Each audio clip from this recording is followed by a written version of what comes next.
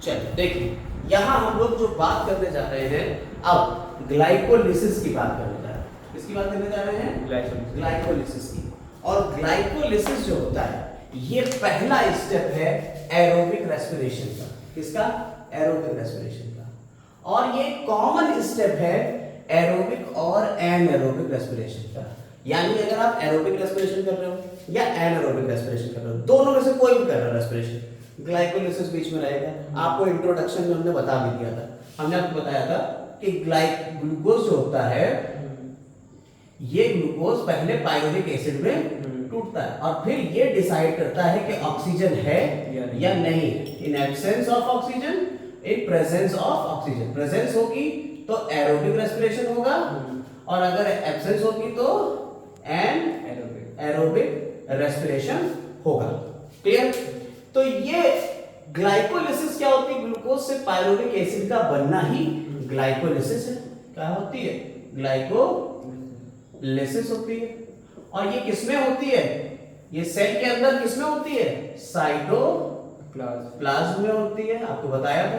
तो it is the common step for both aerobic and anaerobic, चाहे aerobic हो चाहे एनारोबिक हो। पहले तो ये इसमें टूटेगा ही टूटेगा ना पायरुविक एसिड में। तो ग्लूकोज पायरुविक एसिड में टूट रहा है तो ये कॉमन स्टेप हो गया एरोबिक और एनारोबिक का। दूसरी बात ये कहां होता है? साइटोप्लाज्म में होता है। तीसरी बात क्या इसमें ऑक्सीजन लगती है? Without the involvement of oxygen. Oxygen का इसमें इन्वॉल्वमेंट नहीं होगा, यूज नहीं होगा। बिना ऑक्सीजन के यूज के ये टूटते चला जाएगा और 10 स्टेप में टूटेगा। कितने स्टेप का होता है? 10 स्टेप में टूटेगा। जो 3 साइंटिस्ट थे जिन्होंने इसकी डिस्कवरी करी 1930 में, ये गस्टव एम्बेडेन, ओटो मेयरहॉफ और जे पांच लिख रहे। आप इसे ऐसे भी ऐसे कर सकते हो, एम्बेडेन, मेयरहॉफ और पांच पाथवे, इसीलिए इसे ईएमपी पाथवे नाम दे दिया गया। यानी इसका दूसरा नाम क्या है? EMP pathway. ग्लाइकोलिसिस का दूसरा नाम क्या हो गया बेटा? EMP pathway. कितने स्टेप की है ये रिएक्शन? ये पूरी 10 स्टेप की एक रिएक्शन है और इसमें 10 स्टेप में हो क्या रहा है? कहां हो रहा है ये 10 स्टेप? साइटोप्लाज्म में हो रहा है। हो क्या रहा है? ग्लूकोज किसमें टूट जाएगा? फाइनली पायरुविक एसिड टूट जाएगा। किसका कॉमन पाथवे है ये? एरोबिक और एनारोबिक दोनों का कॉमन पाथवे है। और एरोबिक रेस्पिरेशन या एनारोबिक रेस्पिरेशन दोनों का फर्स्ट स्टेप कौन है? ग्लाइकोलिसिस। इतनी बात क्लियर होगी? रट गया इतना? चलो अब हम बात करते हैं क्या कि ये 10 स्टेप कौन कौन से होते हैं। पहले आप इनके नाम लिख लीजिएगा, हम बोल रहे हैं ये नाम सारे लिखे हुए हैं, आप लिख लीजिएगा। फिर हम आपको इन 10 स्टेप को पूरा हम चार्ट वाइज दिखा देंगे, एक के बाद एक कौन कौन से स्टेप हैं और कौन कौन से एंजाइम जो मेन है यूज होने वाले वो बता देंगे। फर्स्ट स्टेप, पहला स्टेप होता है फर्स्ट फॉस्फोराइलेशन। ठीक है, इसमें क्या होता है कि सबसे पहले आपका ग्लूकोज होता है वो ग्लूकोज 6 फॉस्फेट में टूट जाता है। ठीक है, इसे क्या कहते हैं? फॉस्फोराइलेशन, यानी कि एटीपी फॉस्फेट का जुड़ जाना। ठीक, और यहां क्या होता है? आइसोमराइजेशन। आइसोमराइजेशन यानी glucose 6 phosphate glucose fructose 6 phosphate में बदल जाएगा, आइसोमर बना लेगा अपना, फ्रक्टोज 6 फॉस्फेट में बदल जाएगा। इसके बाद क्या होता है? Second phosphorylation. फिर क्या होगा? स्प्लिटिंग या क्लीवेज कह देते हैं। इसके बाद क्या होता है? Third phosphorylation. फिर ऑक्सीडेटिव डिहाइड्रोजिनेशन या फर्स्ट जी जनरेशन, एटीपी जनरेशन। यहाँ पे क्वेश्चन पूछा जाता है कि पहली बार एटीपी कहां बनता है, तो 7वें स्टेप में बनेगा। इसके बाद आइसोमराइजेशन, आइसोमराइजेशन जैसे पीछे था ऐसे इसमें हो जाएगा। फिर डिहाइड्रेशन और फिर सेकेंड एटीपी, दूसरा एटीपी कहां बनेगा? लास्ट स्टेप में बनेगा। तो ये 10 स्टेप होते हैं। आप इन 10 स्टेप को लिख लीजिएगा, एक एक करके सारे स्टेप हम आपको बताने जा रहे हैं। तो ये प्रथम फॉस्फोरिलीकरण यानी कि फॉस्फेट का जुड़ जाना। ठीक है, एटीपी उसमें जुड़ जाएगा, यूज होएगा यहाँ पे। और यहाँ पे क्या हो रहा है? फॉस्फोराइलेशन। फॉस्फोराइलेशन जो है, अगर आप ये देखें सबस्ट्रेट लेवल फॉस्फोराइलेशन ये लिखा हुआ है, यही यहां भी होता है सबस्ट्रेट लेवल।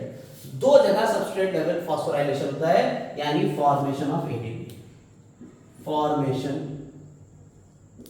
Of ATP. ठीक है, एटीपी का फॉर्मेशन बनेगा, एटीपी सबस्ट्रेट लेवल यानी यहां डायरेक्ट एटीपी बनेगा। अभी आपने पढ़ेंगे, आप आगे स्टेप में बताएंगे तो वहां देखेंगे आप NADH.H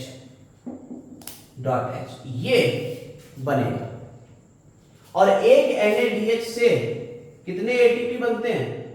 3 एटीपी बन जाते हैं इलेक्ट्रॉन ट्रांसपोर्ट चेन के थ्रू, ETS पाथवे। वो ETS सिस्टम में ATP NADH से ATP, यानी कि 2 ये बनेंगे NADH और 2 ATP डायरेक्ट बनेंगे सबस्ट्रेट लेवल पे। टोटल कितने हो गए? 3 और 2 ये बन रहा है, 3 दूनी 6 तो ये हो गए, और 2 ये बन रहे हैं तो 2 ATP, ये 6 और 2 8 ATP बन जाएंगे। अभी नहीं समझ में आ रहा होगा कि क्या 6 और क्या 8। अभी पहले आप इतने लिख लीजिए। अब हम स्टेप बाय स्टेप सारे रिएक्शंस लिखने जा रहे हैं, और जब आप रिएक्शंस देखेंगे तब आपको समझ में आएगा कि अच्छा यहाँ ATP लग रहा है, अच्छा ये इस तरीके से टूट रहा है, अच्छा ये आइसोमर बन रहा है। ये आप सारी चीजें आप देखने वाले हो। 10 स्टेप पूरे हम चार्ट वाइज लिखेंगे कि कैसे कैसे रिएक्शंस हो रहे हैं। सारे रिएक्शंस लिखेंगे, 10 स्टेप की रिएक्शंस। क्लियर? चलिए तो देखेंगे अब रिएक्शंस को। देखिए यहाँ हमने आपकी 10 स्टेप की पूरी ग्लाइकोलाइसिस की एक टेबुलेशन फॉर्म पूरी लिख दी है, एक चार्ट वाइज आपको बना दी है। आप इसको देखते रहिए, हम आपको बताते रहेंगे। इसके बाद अभी इसमें कुछ और अमेंडमेंट होंगे, कुछ और चीजें ऐड होंगी, और फिर इसमें आपको एंजाइम्स मिलेंगे। अभी फिलहाल हम एंजाइम की बात नहीं कर रहे, पहले मोटी मोटी बात कर लेते हैं कि कैसे होती है ग्लाइकोलाइसिस। देखिए सबसे पहले ग्लूकोज होता है।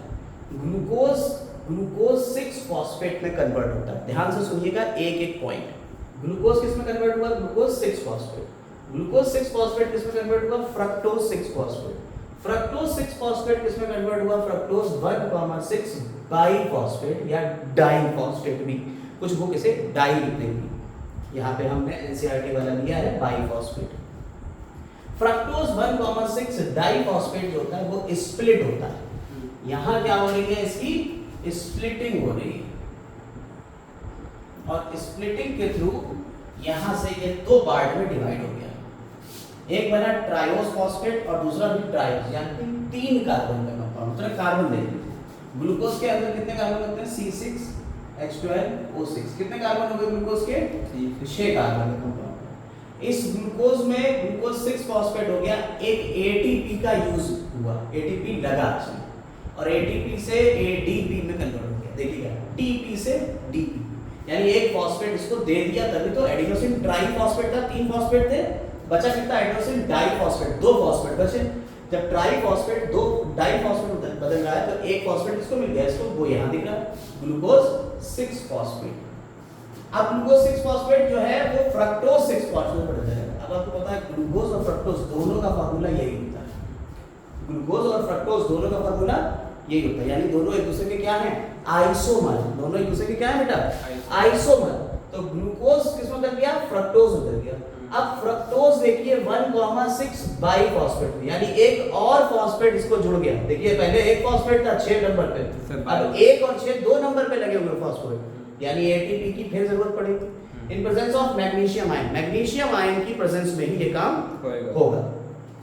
अब ग्लूकोज 6 फॉस्फेट फ्रक्टोज 6 फॉस्फेट हो गया, यानी ये भी 6 कार्बन का कंपाउंड है, ये भी 6 कार्बन, यानी यहां से लेके यहां तक सब 6 कार्बन के कंपाउंड है। इतने अगर सारे कंपाउंड की बात करी जाए तो सब क्या है? 6 कार्बन के कंपाउंड्स हैं। क्लियर? अब फ्रक्टोज 6 फॉस्फेट जो होता है वो 6 कार्बन के कंपाउंड 3 के 2 कंपाउंड बना लेगा। 3 कार्बन के 2 कंपाउंड बनाएगा, इसीलिए इसे कहते हैं ट्रायोस फॉस्फेट, यानी 3 कार्बन का कंपाउंड जिसमें फॉस्फेट लगा हुआ है। 3 कार्बन का कंपाउंड जिसमें फॉस्फेट लगा हुआ है, एक फॉस्फेट लगा हुआ है, तो इसका नाम पड़ा ग्लिसरल्डिहाइड 3 फॉस्फेट। ग्लिसरल्डिहाइड 3 फॉस्फेट, और इसका नाम पड़ा डाइहाइड्रोक्सी एसीटोन फॉस्फेट। ये दोनों कितने कार्बन के कंपाउंड है? 3 कार्बन का कंपाउंड, ये भी 3 कार्बन कंपाउंड।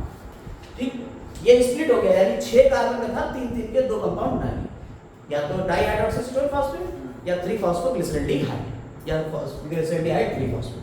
दोनों तरीके से पढ़ सकते हैं, 3 फॉस्फोग्लिसरल्डिहाइड या ग्लिसरल्डिहाइड 3 फॉस्फेट, दोनों तरीके से इसको पढ़ा जा सकता है। ठीक है, अब जरा आगे देखिएगा। अब इसको आगे जब देखा हमने तो क्या हुआ? ग्लिसरल्डिहाइड 3 फॉस्फेट जो था ये फर्दर बदल गया ट्रायोस फॉस्फेट में। अच्छा ये देखिए एक दूसरे में इंटर कन्वर्टेबल है, ये दोनों एक दूसरे में इंटर कन्वर्टेबल है। इंटर कन्वर्टेबल मतलब एक दूसरे में बदल सकता है, यानी कि ये वाला भी इसमें बदल जाएगा। अब पहले इसको हम रोक देते हैं, 2 मिनट को इसको रोक दे रहे हैं। हम पहले इसी की बात करेंगे कि ये किस में चल रहा है।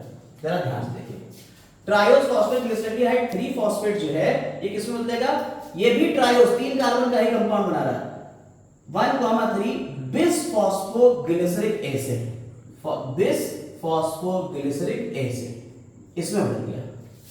ये भी 3 कार्बन कंपाउंड है, कितने कार्बन का है 3, यहां से जितने मिलेंगे सब आपको यहां तक 3 कार्बन के ही कंपाउंड देखने को मिलेंगे, इसलिए ट्रायोस फॉस्फेट। तो हर जगह इन्होंने ट्रायोस फॉस्फेट लिखा, हमने नहीं लिखा इसलिए, क्योंकि सब 3 कंपाउंड यहां तक, ये वाला नहीं यहां तक। अब यहां क्या होगा, ट्रायोस फॉस्फेट जो 1,3 देखिए जरा 1,3 बाइफॉस्फोग्लिसरिक एसिड, और ये किसमें बदला, देखिए ये एक ग्लिसरिक एसिड है और ये क्या है ग्लिसरॉल्डिहाइड, यानी एल्डिहाइड किसमें बदल गया, एसिड में कन्वर्ट हो गया। तो उसके लिए क्या लगेगी, एक NAD पॉजिटिव जो था वो NADH में बदल गया, यानी इसने हाइड्रोजन यहां से चोरी कर लिया। हाइड्रोजन का निकालना क्या होता है, ऑक्सीडेशन, हाइड्रोजन निकाल लिया इसने, और हाइड्रोजन यहां से चोरी करके NADH में बदल गया। ठीक, एक बन गया, एक कंपाउंड के लिए एक बदल गया। अब क्या होगा, ये आगे बढ़ा, और ये जब आगे बढ़ेगा तो 1,3 बिस फॉस्फोग्लिसरिक एसिड जो है वो 3 फॉस्फोग्लिसरिक एसिड में बदल जाएगा। यहां ऊपर अगर आप देखिए तो यहां एनर्जी यूटिलाइज हो रही थी, ATP लग रहा था, देखिए, और यहां के बाद से अब जो मिलेगी ये पे ऑफ स्टेज होगी।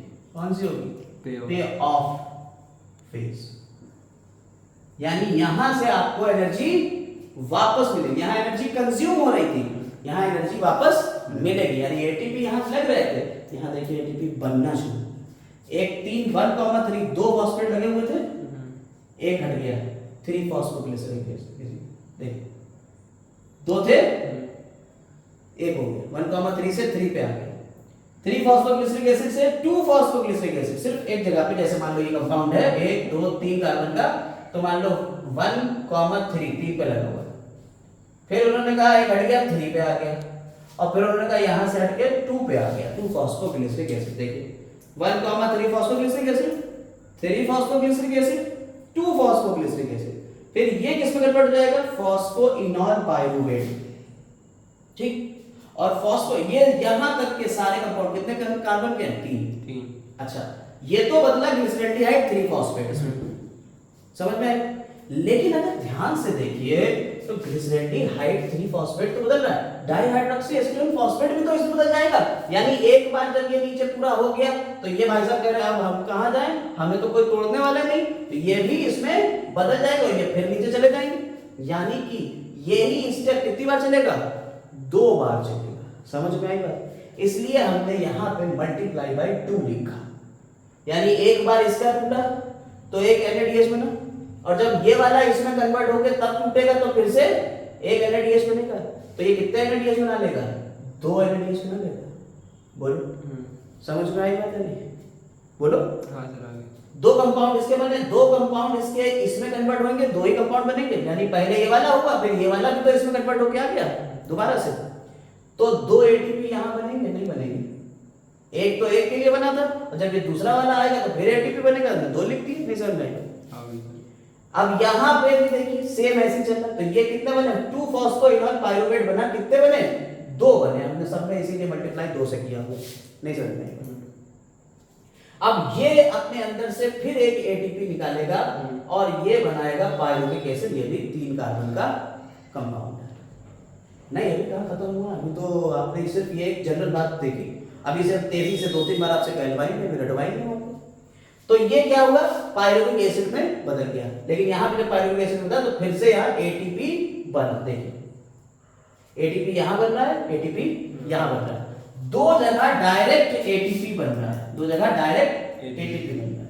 इसे कहते हैं सबस्ट्रेट लेवल फॉस्फोराइलेशन। बहुत पॉइंट ध्यान से समझिएगा, इसे क्या कहते हैं, देखिए ATP का बनना क्या कहलाता है, फॉस्फोराइलेशन। क्या कहलाता है, फॉस्फोराइलेशन, यानी ATP बन गया, फॉस्फोराइलेशन हो गया। और अगर डायरेक्ट ATP बन रहा है, इस रिएक्शन में डायरेक्ट तुरंत ATP निकल गया, क्योंकि ये सब ये ATP आपका होगा, तब इसे कहेंगे सबस्ट्रेट लेवल ऑफ फॉस्फोराइलेशन या सबस्ट्रेट लेवल फॉस्फोराइलेशन। क्लियर है? कोई दिक्कत इसमें नहीं। तो कितनी जगह सबस्ट्रेट लेवल फॉस्फोराइलेशन हो रहा है? 2 जगह। कितने एटीपी आपको बनते हुए नजर आए? 2 यहाँ और 2 यहाँ। टोटल कितने एटीपी बने? 4 बने। कितने एटीपी लगे? 2। एक यहाँ लगा और एक यहाँ लगा। 2 एटीपी लगे, -2 एटीपी लगे। नेट में कितने एटीपी बचे? 2। यही तो बने। तो अगर कोई तुमसे पूछे नेट में कितने बने, यानी कुल मिला के कितने एटीपी बने? 2 बने। 4 बन रहे, हालांकि बन कितने हैं? 4 आपको दिख रहा है, लेकिन आप क्या कहोगे कितने बने? 2, क्योंकि 2 हमने यहाँ यूज भी तो कर लिए भाई। जब कुल मिला के बात करें, जैसे हमने तुमसे कहा कि हमने तुम्हें 100 रुपए दिए और 10 रुपए हमने तुमसे ले लिए, तो बताओ हमने तुम्हें कितने रुपए दिए? कुल मिला के 90 तो दिए। समझ में? तो यानी उसमें तुम्हें घटाना पड़ेगा। अच्छा, दूसरी बात, यहाँ NaDH कितने बन रहे हैं? NaDH प्लस H+, ये कितने बन रहे हैं? 1 क्यों बन रहा है? एक तो 1 से बन रहा था, जब ये वाला टूट के आएगा तो एक और नहीं बनेगा। 2 बन रहे हैं। और आप एक बात तो जान लीजिए, 10th और 12th लेवल पे एक NaDH से कितने एटीपी बनते हैं? 3। एक NaDH से कितने एटीपी बनते हैं? 3 एटीपी बनते हैं। और 3 बन रहे हैं 1 से, तो 2 से कितने बनेंगे? 6 एटीपी बन गए। यानी 6 एटीपी इससे बनेंगे और नेट में 2 इससे पहले बन चुके हैं। देखिए नेट और ये तो बाद में कभी आगे जब चलेगा प्रोसेस तब मिलेगा एटीपी, ऐसे थोड़ी मिल जाएगा। अभी तो तुम्हें ये मिला। यानी कुल मिला के अगर सिर्फ ग्लाइकोलिसिस हो किसी ऑर्गेनिज्म में, सिर्फ ग्लाइकोलिसिस हो, एनारोबिक रेस्पिरेशन हो रहा है और सिर्फ ग्लाइकोलिसिस हो रही है, एनारोबिक रेस्पिरेशन है, एरोबिक नहीं है, एनारोबिक सिर्फ ग्लाइकोलिसिस हो रही है, तो कितने एटीपी बनेंगे? 2 सिर्फ। अगर एरोबिक रेस्पिरेशन हो रहा है, नहीं एरोबिक रेस्पिरेशन हो रहा है, तो ग्लाइकोलिसिस में कितने बनेंगे? एरोबिक रेस्पिरेशन में ही ये NaDH एटीपी में कन्वर्ट होगा। तो ग्लाइकोलिसिस में 6 और 2 8, टोटल 8 बनेंगे। यानी एरोबिक रेस्पिरेशन ग्लाइकोलिसिस में ही ले लीजिए, ग्लाइकोलिसिस में 2 कंडीशन आ गई। अगर एनारोबिक होगा तो कितने? 2 एटीपी कहेंगे, 2 एटीपी और 2 NaDH प्लस H+, ये मींस 6 एटीपी 2 ही रहेंगे। ये तो बदलेगा ही नहीं एटीपी में। जब एनारोबिक रेस्पिरेशन होगा तो ये एटीपी में बदलेगा ही नहीं। और अगर एरोबिक रेस्पिरेशन हो गया तो 8 हो जाएंगे, तो हम कितने कर देंगे? 8 एटीपी, क्योंकि ये भी 6 एटीपी में बदल चुका होगा। नहीं समझे बात को? क्लियर? क्वेश्चन कैसे घुमा के पूछा जाएगा, आपको आंसर कैसे करना है आप समझ गए। अब जरा ध्यान से देखिएगा, फिर से एक बार देखिएगा। यहाँ एनर्जी लग रही थी, कंज्यूमिंग प्रोसेस था, एनर्जी लग रही थी। यहाँ स्प्लिटिंग हो गई, बढ़ गया, और यहाँ से एनर्जी वापस पे ऑफ स्टेज मिल रही है। पे ऑफ स्टेज कहते हैं, या इसे हम कहते हैं एनर्जी कंजर्विंग फेज। क्या कहते हैं? एनर्जी कंजर्विंग, दोबारा से एनर्जी कंजर्व हो रही है।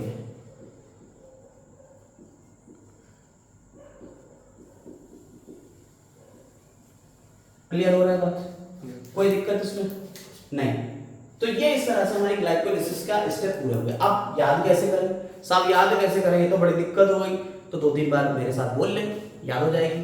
सबसे पहले glucose 6 phosphate, fructose 6 phosphate, fructose 1,6 biphosphate, glyceraldehyde 3 phosphate, dihydroxy acetone phosphate, DHAP से डाइहाइड्रोक्सी एसीटोन फॉस्फेट। इसके बाद 1,3 बाइफॉस्फोग्लिसरिक एसिड, यहाँ 3 phosphoglyceric acid, 2 phosphoglyceric acid, 2 phosphoenol pyruvate और पाइरुविक एसिड। तेजी से बोले, अब तेजी से बोलते हैं। आप 2-3 बार इसे बोल लीजिए, मेरे साथ साथ रिवाइज कर लीजिएगा। Glucose 6 phosphate, fructose 6 phosphate, fructose 1,6 biphosphate, glyceraldehyde 3 phosphate, dihydroxy acetone phosphate, 1,3 biphosphoglyceric acid, phosphoglyceric acid, phosphoglyceric 2 phosphoglyceric acid, phosphoenol pyruvate और pyruvic acid. Clear? Yes sir. ठीक, ये आप 2-3 बार रिपीटेशन में सुन लेंगे, लूप में इसे सुनते रहिएगा, 2-3 बार इसे पीछे करके सुनिए और आपको ये सारी चीजें दोबारा से याद हो जाएंगी। ठीक है, टीचर हमारे से लिख के देखेंगे, पूरा ग्लाइकोलिसिस का ये पार्ट याद हो जाएगा। अब अगली चीज, इसमें एंजाइम्स कौन कौन से लगते हैं, हर स्टेप के कुछ एंजाइम्स हैं, उनको और देख लीजिए तो आपका काम बिल्कुल सही हो जाए। हालांकि एंजाइम पूछे नहीं जाते हैं, लेकिन फिर भी कभी कभी बीएससी वगैरह के स्टूडेंट्स जो है वो जब एग्जाम दे रहे होते हैं तो उन्हें एंजाइम्स पूछ लिए जाते हैं कि कौन से स्टेप पे क्या हो रहा है, तो वो भी बता देते हैं। अच्छा, ये भी आपके एनसीईआरटी में लिखा हुआ है कि एटीपी कहाँ कहाँ बन रहा है, तो 1,3 बाई फॉस्फोग्लिसरिक एसिड से 3 फॉस्फोग्लिसरिक एसिड बनते हुए एक एटीपी बनता है। एक बनता है, यहाँ दो नहीं लिख देना, दो तब बनेंगे जब ऊपर से दूसरा वाला भी कन्वर्ट होके आएगा, यहाँ एक ही बनता है, ठीक है। दूसरा कहाँ एटीपी बनता है, जब फॉस्फोइनॉल पाइरुवेट से पायरुविक एसिड बनेगा तब एक एटीपी बनता है, ठीक। ये इतनी बातें आपको याद रखना है। कहाँ एटीपी यूज होता है, ग्लूकोज से ग्लूकोज 6 फॉस्फेट बनने में एटीपी यूज होता है। फ्रक्टोज 6 फॉस्फेट से फ्रक्टोज 1,6 बाइफॉस्फेट बनने में एटीपी यूज हो रहा है। तो ये बातें आपको याद रखना पड़ेगी, स्टेप पूरे पूरे याद रखना पड़ेंगे। कौन 3 कार्बन का है, कौन 6 कार्बन का है, ये भी पता चल गया आपको।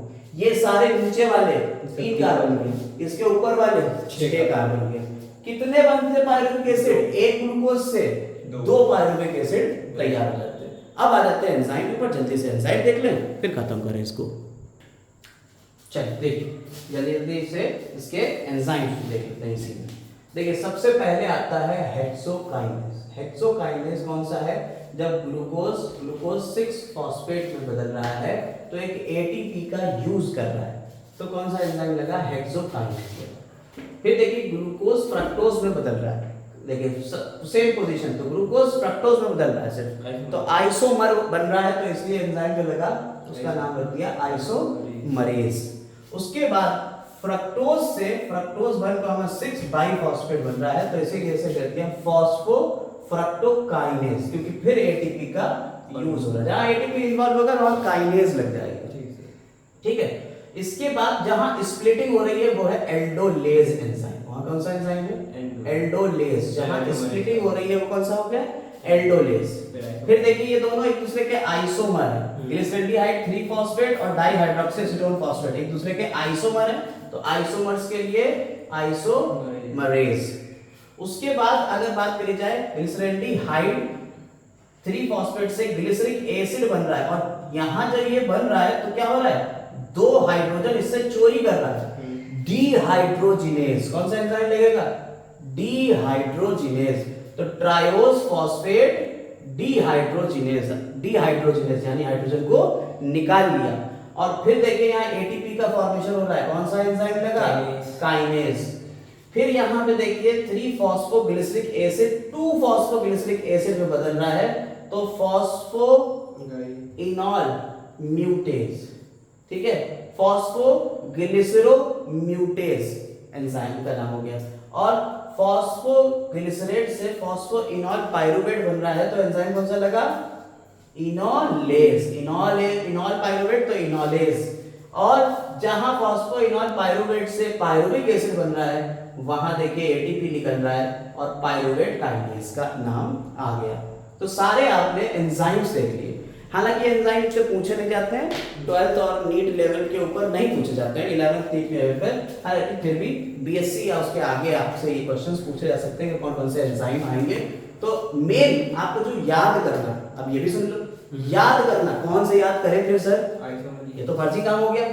आपको हेक्सोकाइनेज याद करना पहला एंजाइम, एल्डोलेज दूसरा एंजाइम, स्टार बनाए दे रहा है, ये आपको याद ही करना है चाहे आप किसी भी क्लास में। हेक्सोकाइनेज, एल्डोलेज, डीहाइड्रोजिनेज और काइनेज जहां जहां आ रहा है वो काइनेज देखिएगा, जहां जहां एटीपी वहां काइनेज होगा, ठीक है। इतने आप याद करेंगे, एक बस इतने ही याद करें, ठीक है। ग्लाइकोलिसिस हम होप करते हैं, हमें आशा है कि आपको ग्लाइकोलिसिस पूरी समझ में आ गई होगी और याद भी कर ली होगी, ठीक है। ये जरूर से याद कर लीजिएगा, हर एक पॉइंट इसका कीमती है, इंपॉर्टेंट है, और इसको अगर आप याद कर ले गए तो 1-2 क्वेश्चन आपके अच्छे खासे हो जाएंगे। ये सीरीज पूरी याद ही करना है। काफी बार ये पूछा जाता है क्वेश्चन में कि ग्लाइकोलिसिस क्या होती है, वो पूरी आपको 10 स्टेप लिख के भेज देते, तो 10 स्टेप कौन से हो गए, देखिए 1 2 3 4 5 6 7 8 9 और ये 10, पूरे 10 स्टेप की ये रिएक्शन है जिसे हम ग्लाइकोलिसिस कहते हैं।